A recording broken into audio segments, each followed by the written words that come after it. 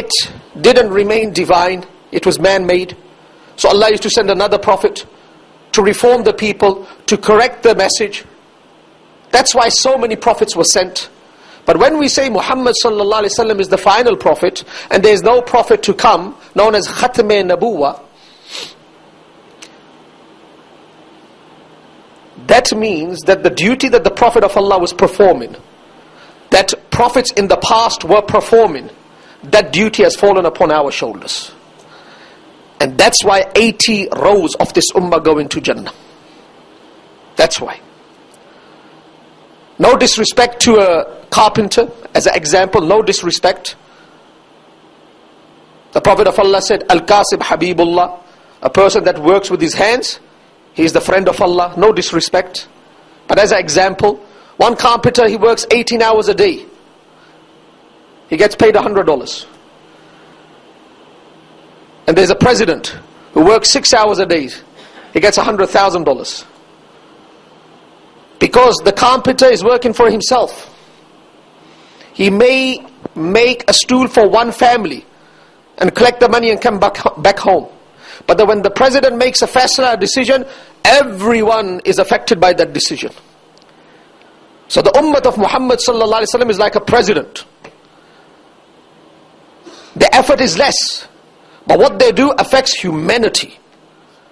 What they do affects humanity, and because of that effect they are rewarded. Because of that effect they are rewarded. Now what is that mission that has been placed upon our broad shoulders? What is that mission? It is to save yourself and save humanity. This comes from the rahmat of the Prophet of Allah. Save yourself, save humanity. Display yourself in a way that you are a product of Islam. You are a commodity of Islam. When a person, a merchant of fabric, when he goes to the shop, he's thinking, his mind is switched on. He's left home and his mind is switched on. He's thinking about what beautiful words can I put together to sell my product. Then he will sit in the shop and he will spit out beautiful, soft, sweet words that will soften the heart of the person. And he will give so many fazail on that fabric. So many fazail. You can write a book of fazail. That this is the only cloth in the world. This is the best in the world. And the person is so impressed. He can speak 20 or 30 minutes on the fazail of a fabric. And there are certain Muslims in the world that cannot speak half an hour on the fazail of Allah. On the wahdaniyat of Allah, of the quwwat of Allah, of the might of Allah. So we are a product of Islam. We should go out and preach. But let me make it very clear. The most powerful tool of preaching and establishing the duty that has been placed upon our shoulders is not the tongue. It is the kirdar. In Urdu they say, you can defeat. You can't defeat the kirdar, but you can fight against the talwar. If you go out and try to force and push down Islam down the throat, like they say with the sword, you will get opposition. But if you go out with good conduct, no one can challenge you. You don't have to say much, Islam will seep in. We find this from the life of the Prophet, we find this from the life of the Sahaba, and we find this from the profound personalities. That's how Islam spread. And I like to give 3 examples that I would like you to register in your mind. 80 sufuf go to paradise because it's the responsibility. So if we don't carry out that responsibility, we are going to fall short. كنتم خير أمة أخرجت للناس. Let me take you to the battle of Uhud. The Prophet of Allah deputes 50 Sahaba on a mountain known as the mountain of Rumat, in the leadership of Abdullah bin Jubair, with a strict command not to leave the position, not to leave the post.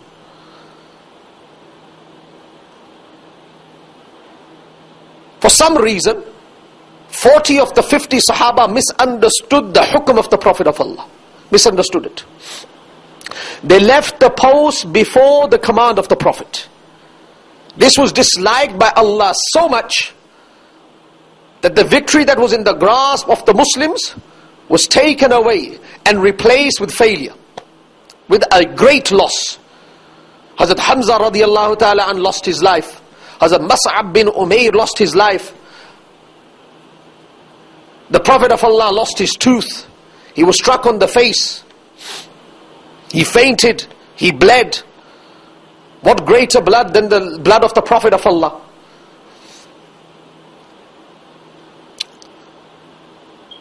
And who is responsible for this? One person. His mind, the genius, Khalid bin Walid, who was not a Muslim at that time. Cutting the story short. Staunch enemy of Islam. Staunch enemy of Islam. The battle of Uhud takes place. The Prophet of Allah returns to his city. The idolaters, the non-Muslims, return to their cities. In the Qadai Umri, we should know our history. Qadai Umri, when the Prophet of Allah returned to Mecca to perform the Umrah, that he was not allowed to perform in 6 Hijri, known as Qadai Umri, and he was only allowed to stay in Mecca for 3 days, no more. The truce of Hudaybiyah, strict conditions. The Prophet of Allah met the brother of Khalid bin Walid, Sa'id bin Walid. Said, "Hey Sa'id, where's Khalid? Where's Khalid?" So Sa'id bin Walid said, "I'll be very frank with you. As we say in English nowadays, he hates your guts. Khalid bin Walid hates you. The chiefs of Makkah struck a deal with you, known as the truce of Hudaybiyah. But if Khalid bin Walid had any say, he would never ever make any agreement with you. He dislikes your coming into Makkah. He knew that you were coming for 3 days with the Muslims, so he's left Makkah. And he has said to me, when the Prophet leaves, you tell me and I will come back into Makkah. I can't be in the same city where Muhammad is, sallallahu alaihi wasallam." Think about the animosity, the rage, the anger that Khalid bin Walid has for the Prophet of Allah. How did this person change?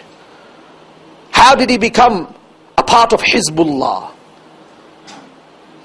How did he become Ibadur Rahman? It was the kirdar of the Prophet. It was the softness of the Prophet. It was the words that penetrated and seeped into the heart of Khalid bin Walid. Prophet Muhammad said to Sa'id, "I believe that Khalid is very wise. Has he not understood that I am the Prophet of Allah? Hasn't he understood that I am the Prophet of Allah?" And then the Prophet of Allah took a deep, deep breath. Said, "I wish that somebody can convey my sentiments and my message to Khalid bin Walid, that if Khalid does come into Islam, we will not keep him in the back, we will keep him in front." That was the striking point. Khalid bin Walid was a general, always in front. Khalid Islam kabul karega, piche nahi rakhenge, aage rakhenge usko. We'll keep him in front. After 3 days, the Prophet of Allah left. After 3 days, Khalid bin Walid returns. He says to Sa'id bin Walid, "Did you meet the Prophet?" "Yes, I did." Now Khalid bin Walid is thinking in his mind that the Prophet must have said, "What a bad person."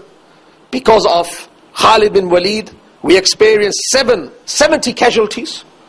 We lost so many dear people in the battlefield because of Khalid bin Walid. This is what he was expecting Sa'id bin Walid to convey. No more, no less. So what did the Prophet say? He said, the Prophet asked how you are. He said, "Acha?" He asked how I am. "Anything else?" He said, "Yes." He said that we believe that Khalid is very intelligent, and indeed he was intelligent. Has he not understood that I am the Prophet of Allah? Now that anger is starting to fizzle away, the negative sentiments and emotions are starting to disperse. Then he said, anything else? He said, yes. He said that the Prophet of Allah said that if Khalid does come into the fold of Islam, we will keep him in front. That's it, finished. Khalid bin Walid stood up. He went home. He packed up his luggage, whatever he needed. He was not a coward. A Muslim is not a coward. Sensible, but not a coward. Courageous doesn't mean to fight at every station. The Prophet of Allah said, a brave person, a strong person is a person that can control his anger. But sometimes you have to express that anger as well. That's another topic in itself. So Khalid bin Walid went to the outskirts of Mecca and he started to shout out that I am leaving, I have become a Muslim. If there's anyone who has any questions or wants to stop me and prevent me from my journey, he is allowed to come and stop me. Now the same journey and the same episode that Khalid bin Walid was experienced by Amr bin As. He was muzabdhabina bayna dhalik, in the middle. He wanted to take that next step that will take him to the court of the Prophet of Allah. He came out. Khalid bin Walid thought that Amr bin As has come to stop him. He said, I don't want my sword to be dipped in your blood. But if it has come to that, I will not hesitate. Amr bin As, he started to wave a white cloth that indicated it was a symbol of peace.